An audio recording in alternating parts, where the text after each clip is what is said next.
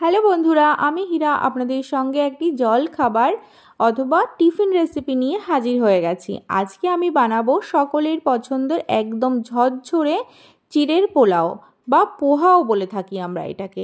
বাচ্চারা কিন্তু অনেক সময় সবজি খেতে চায় না, কিন্তু এই চিড়ের পোলাওর মধ্যে অনেক সবজি দিয়ে রান্না করলে এটি অনেক টেস্টিও হয়, অনেক স্বাস্থ্যকর হয়।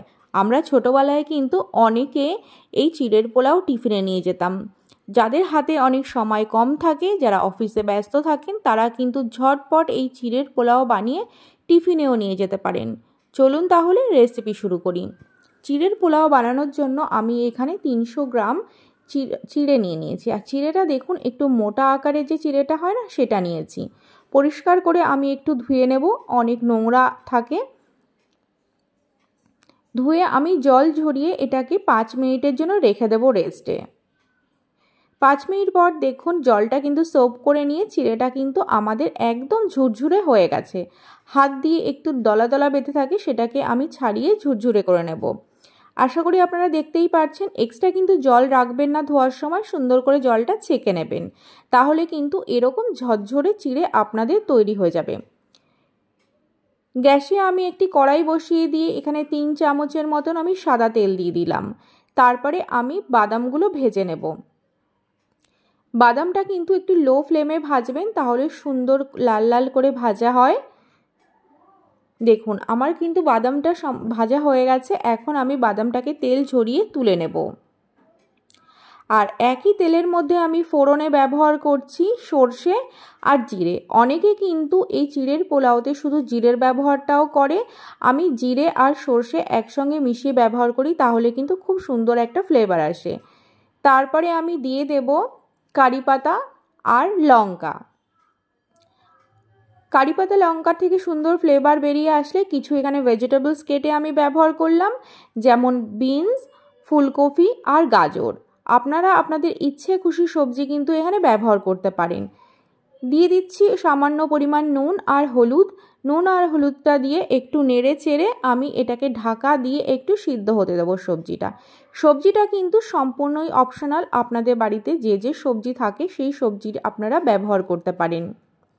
মটরশুঁটি দিয়ে দিচ্ছি একটু পরে, না হলে কিন্তু মটরশুঁটিটা বেশি শক্ত হয়ে যায়। বেশি ভাজা হয়ে গেলে মটরশুঁটিটা কিন্তু খেতে ভালো লাগে না। তারপরে আমি ব্যবহার করছি কেটে রাখা 2টো পেঁয়াজ। পেঁয়াজটাকেও সুন্দর করে আমি একটু নেড়ে চেড়ে নেব সবজিগুলোর সঙ্গে। তারপরে আমি এখানে একটি বড় সাইজের টমেটো কেটে রেখেছিলাম, টমেটোটাকেও দিয়ে দেব। খেয়াল রাখবেন বন্ধুরা, সবজিটা কিন্তু আগে একটু রান্না করে নেবেন, তারপরে পেঁয়াজ টমেটোটা ব্যবহার করবেন।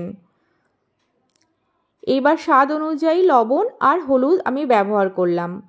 লবণ আর হলুদটাকে দিয়েও সবজির সঙ্গে সুন্দর করে আমি নেড়ে চেড়ে রান্না হতে দেব।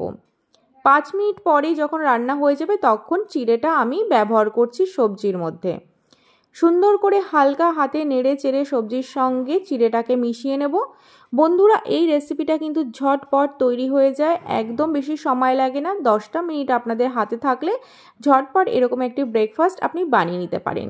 দেখুন কত দুর্দান্ত সুন্দর লাগছে। এটি খেতে কিন্তু অসম্ভব ভালো হয় আর অনেক স্বাস্থ্যকর হয়, যেহেতু আমি অনেক ধরনের সবজি এখানে ব্যবহার করেছি। এবার ওপর থেকে লাস্টে আমি দিয়ে দেব ধনিয়া পাতা আর ভেজে রাখা বাদাম। বন্ধুরা, কেমন লাগলো আমাকে কিন্তু জানাতে ভুলবেন না। যদি ভালো লাগে তাহলে অবশ্যই আমার চ্যানেলটি সাবস্ক্রাইব করে দেবেন।